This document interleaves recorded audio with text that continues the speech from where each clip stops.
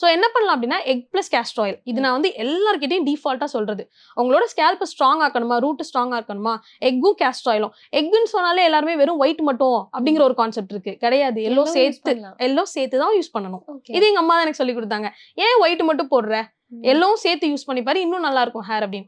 அப்ப எல்லோவும் சேர்த்து எடுத்துட்டு கேஸ்டர் ஆயில் வந்து எவ்வளவு எடுக்கணும்னா, நெய் கரண்டி இருக்கும் இல்லையா வீட்டுல, குழிக்கரண்டி, அந்த குட்டி கரண்டி, அதுல 1 ஸ்பூன் இல்ல 2 ஸ்பூன் உங்களோட ஹேரோட லென்த்தை பொறுத்து.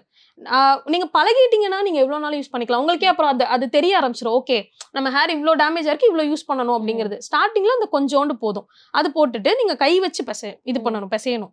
ஸ்பூன் வச்சுலாம் அடிக்கக்கூடாது. ஏன்னா அங்கங்க கெட்டி கெட்டியா நிக்கும். நீங்க தலையில வச்சதுக்கு அப்புறம் என்ன ஆகும்னா, அங்கங்க முட்டை வந்துட்டு பிடிச்சுக்கும். உங்களால வாஷ் பண்ணும் போது நிக்கும் அப்படியே. ஸோ கை வச்சு நல்லா பிசைஞ்சிட்டு தலையில வச்சுட்டு ஒரு 20-25 மினிட்ஸ் உங்களால அந்த வரன்னு இழுக்க ஆரம்பிக்கும், ஹார்டாகி இழுக்க ஆரம்பிக்கும். அதுக்கப்புறம் நீங்க போய் ஷாம்பு வாஷ் பண்ணிடலாம். இந்த எக் அண்ட் கேஸ்டர் ஆயில் நீங்க வைக்கிற அன்னைக்கு என்ன பண்ணலாம் அப்படின்னா, கண்டிஷனர் போடக்கூடாது. ஏன் அப்படின்னா, எக் வந்து உங்களுக்கு நேச்சுரல் கண்டிஷனர். அதுவே உங்களுக்கு நேச்சுரல் கண்டிஷனருங்கிறப்போ நீங்க கெமிக்கல் கண்டிஷனர் அன்னைக்கு யூஸ் பண்ண வேண்டாம்.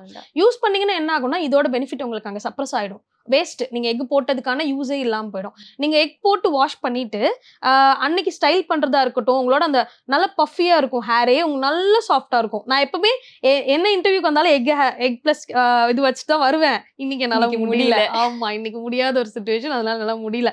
நல்லா புசு புசுன்னு இருக்கும் உங்க ஹேரே பாக்குறதுக்கு.